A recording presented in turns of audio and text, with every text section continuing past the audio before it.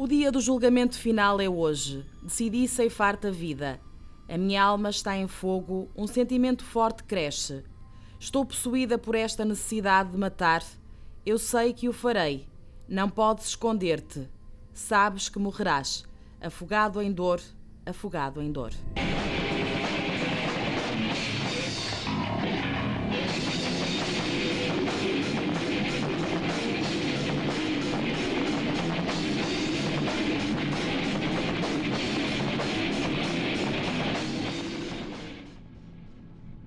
Sara e António Jorge, um amor doentio, uma paixão obsessiva, unidos pela música, pela morte. Aos 23 anos, António Jorge cumpriu o que dizia ser um desígnio. Matou os pais. No último eclipse do milénio, um crime bárbaro que deixou o Ilhavo sem respostas, o país em choque, e que hoje, quase 17 anos depois, ainda deixa dúvidas. Terá Tojó agido sozinho? 13 de agosto de 1999. Tojó esfaqueia pai e mãe dentro de casa, em Ilhavo. Abandona o local já depois das 6 da manhã. Na vivenda inacabada da rua de Prior Valente, o cenário era macabro. 2 corpos bastante maltratados, abandonado no chão de 2 salas. A mulher no primeiro piso, o marido no segundo. Sangue em várias partes da moradia, salpicos nas paredes. Um cenário de violência, uma luta de morte. Jorge e Maria Fernanda tinham sido assassinados. O alerta foi dado pelos vizinhos. Estranharam não ouvir barulho. Aproximaram-se do portão, viram uma mancha de sangue. O corpo de Fernanda tinha sido arrastado pelo pátio, escondido na casa, onde já estava o corpo do marido. Ambos tinham sido degolados. Tojó e Sara, o filho e a nora do casal assassinado, não estavam em casa. Tinham ido passar o fim de semana fora. Estavam incontactáveis. Não foi um crime perfeito, havia muitas pontas soltas que apontavam para o filho. Não havia sinais de arrombamento. O remexer das gavetas para provar um assalto dava a ideia de que se tratava disso mesmo, de uma simulação. O filho apresentava sinais evidentes de corte nas mãos. É normal que quando há uma série de facadas, inúmeras facadas e algumas com extrema violência, é natural que fiquem ferimentos no próprio agressor. Aí apareceram. E havia também o facto de ter sido utilizada, ou melhor, de não haver vestígios de arrombamento.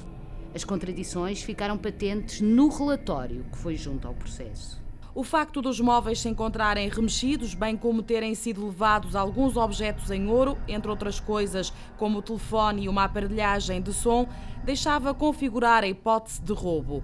Todavia, a circunstância de terem sido deixados vários outros bens de valor, inclusivamente dinheiro, contrariava essa suposição, tudo levando a crer que se estava na presença da simulação de um assalto.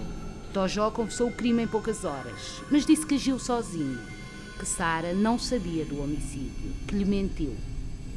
Disse depois onde tinha abandonado o carro do pai, que roubara no dia em que o matara.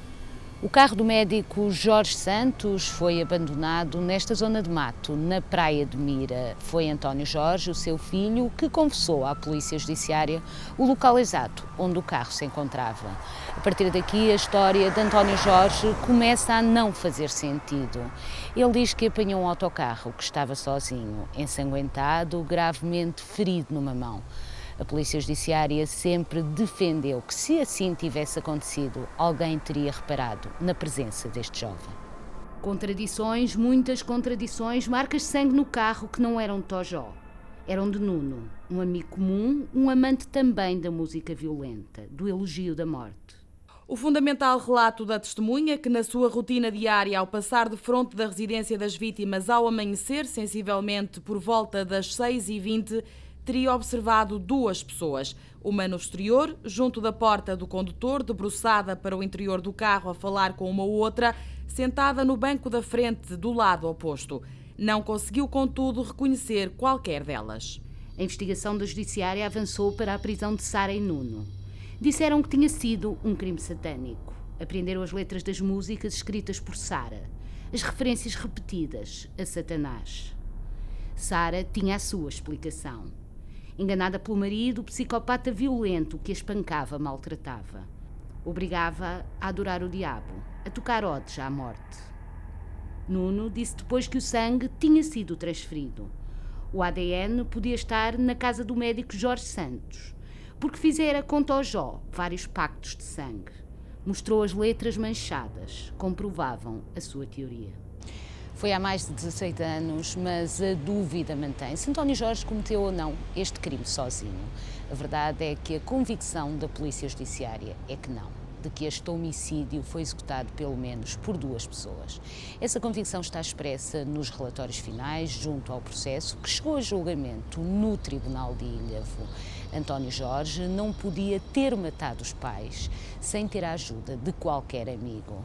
Mais de 16 anos depois, a dúvida mantém-se e tudo indica que este terá sido um crime perfeito, pelo menos para o segundo executante. O julgamento deixou muitas dúvidas. Sara negou o crime, acusou o marido. Nuno manteve-se em silêncio. Hélder, outro arguido, também garantiu que de nada sabia. Ao longo das várias sessões de julgamento no Tribunal de Ilhavo, apenas fez prova de que Tojó esteve no local do crime. Não poderia ter cometido o homicídio sozinho, mas nunca se provou quem o acompanhou no ritual assassino. A nossa intuição é que a senhora planeou o crime com o António Jorge, mas é uma convicção nossa, não é a convicção jurídica necessária. Ficamos com a intuição de que planeou, mas não a convicção jurídica. Não pode haver livre arbítrio. Sempre impenetrável e sem nunca deixar transparecer qualquer emoção. Sara manteve a mesma postura ao longo de todas as audiências. Uma postura estudada, ao ponto de ter aparecido ao juiz vestida de branco e com uma cruz ao pescoço. Queria fazer apagar a imagem de morte que lhe estava colada à pele branca e aos longos cabelos loiros. Sara tem um certo estilo kitsch que não é conveniente. Revela uma inocência inverosímil. Tojó quis desempenhar o papel de mau. Cometeu atos de uma brutalidade insuportável. Terá de ser condenado. Nas inúmeras cartas que Tojó mandou para Sara, já lhe falava dessa possibilidade. De ser preso, condenado, passar mais de 20 anos atrás das grades. Quando tivermos 35 ou 40 anos, ainda novos e com muito tempo para sermos felizes, para ter uma vida mais saudável e poder desfrutar de boa saúde quando daqui saísse.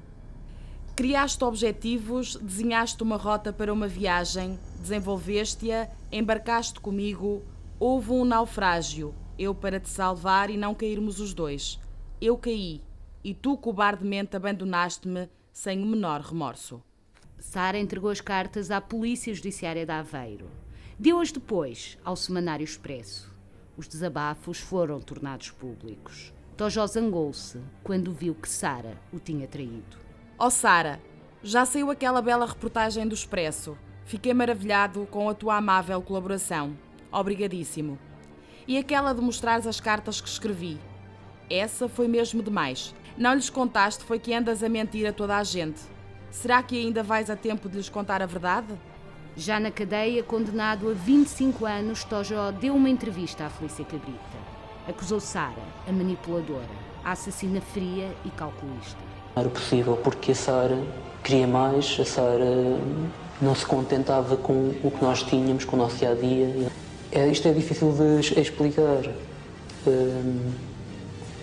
Parece que havia algo nela transcendental. Para a Judiciária não havia dúvidas. Almeida Rodrigues, hoje diretor nacional, dizia à data que tinha sido um crime satânico. O crime ocorre na noite do dia do último eclipse do milénio.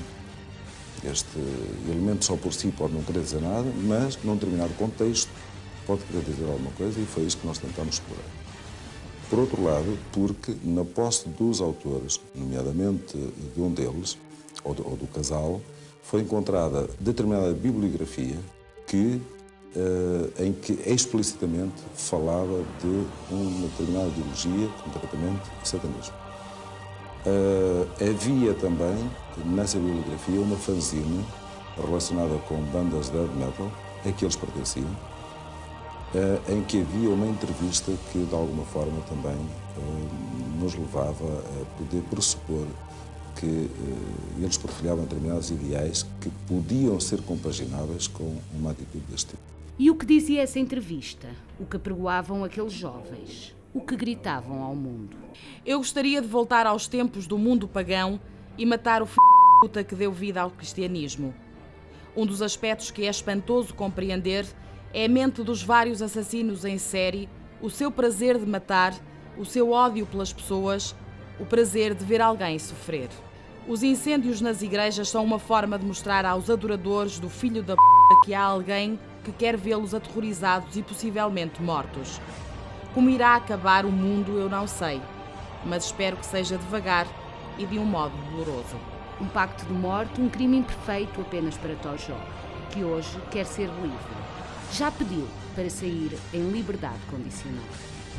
Na madrugada de 13 para 14 de agosto, António Jorge, um jovem de 23 anos, conhecido como Tojó, matou os pais à facada nesta rua, no número 60 da rua Prior Valente, em Valdilha. 16 anos depois, António Jorge poderá, dentro em breve, beneficiar da saída em condicional, mas dificilmente regressará a Valdilha. Esta casa já tem novos donos, nova história. Foi vendida pelo banco, foi executada logo após a morte deste casal. Há outra história naquela casa onde Tojó já não mora. É agora apoiado por uma prima e uma tia de Coimbra. Já beneficiou de uma precária, em fevereiro deste ano. O mais tardar em junho de 2020 tem mesmo de ser libertado. Cumpre 5/6 da pena a que foi condenado. Tojó terá nessa altura 44 anos.